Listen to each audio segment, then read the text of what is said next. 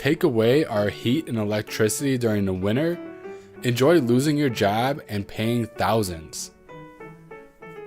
Welcome to LaughNapkin. Today's story is from r/NuclearRevenge, where lazy landlords get put in jail. Stick around because you won't want to miss this.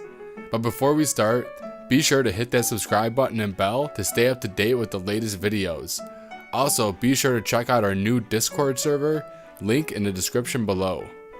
I regretfully got an apartment with what is, in my opinion, the worst landlord ever. This man, I will call Entitled Dick or ED, has the audacity to call himself a good person in court. Let me fill you in. I got an apartment shortly after being released from prison. Happy that someone was going to give me a chance to improve my life.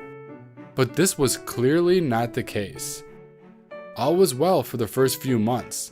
Then winter hit and the heat went out. It took 3 days to get ED to even answer his phone.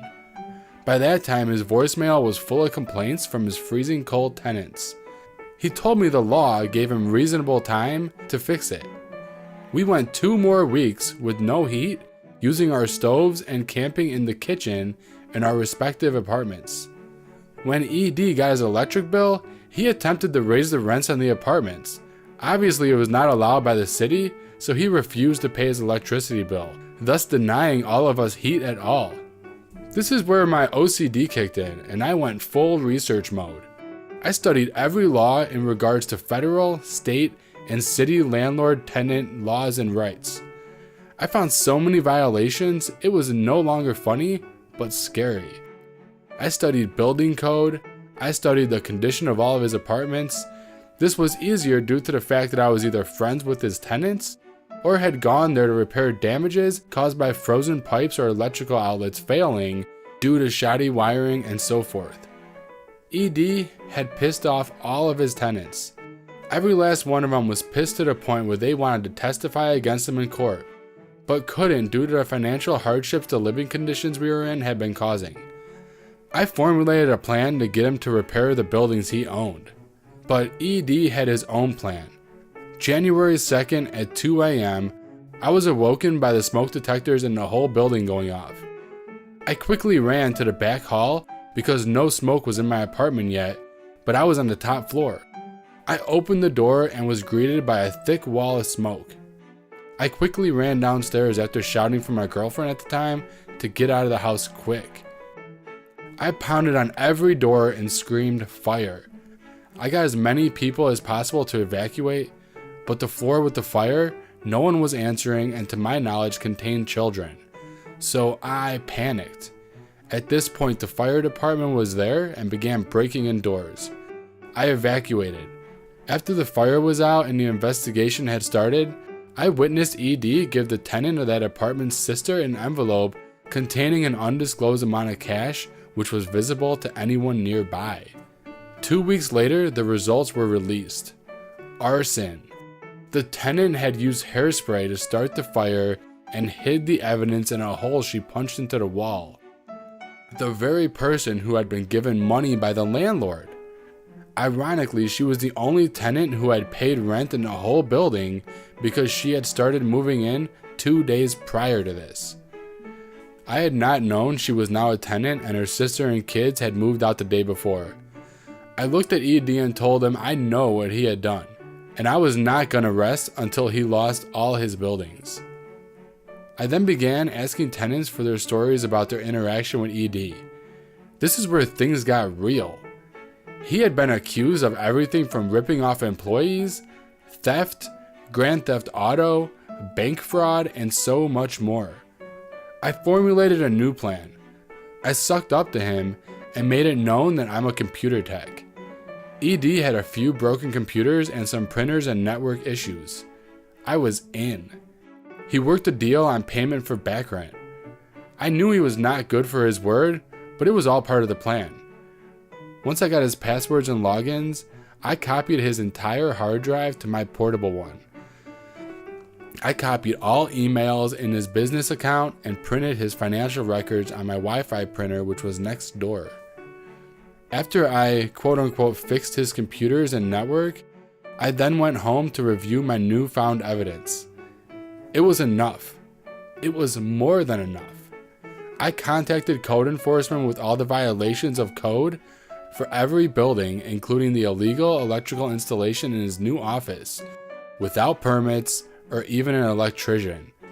He was immediately investigated. That night I found a 7-day notice of eviction on my door. My roommate was worried, but I filled him in on the plan. Remember, I studied all those laws and rights? Well, we get to court and I open with, "Your Honor, I have proof of a clear violation of the Warranty of Habitability Act." The eviction was thrown out and he was forced to repair my apartment with me still in it immediately. The next month I was given another eviction notice.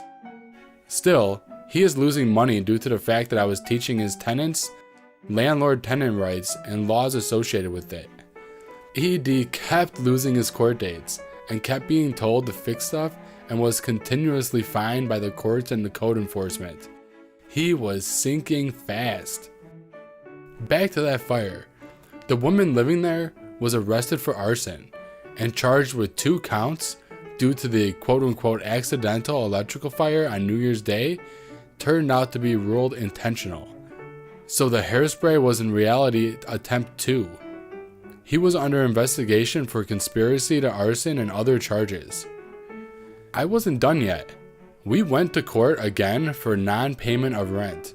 I won again based on the Landlord Retaliation Act, because I had contacted code enforcement and can prove this blatant retaliation, and the judge didn't even listen to ED. Needless to say, spending the winter without heat took a toll on us tenants.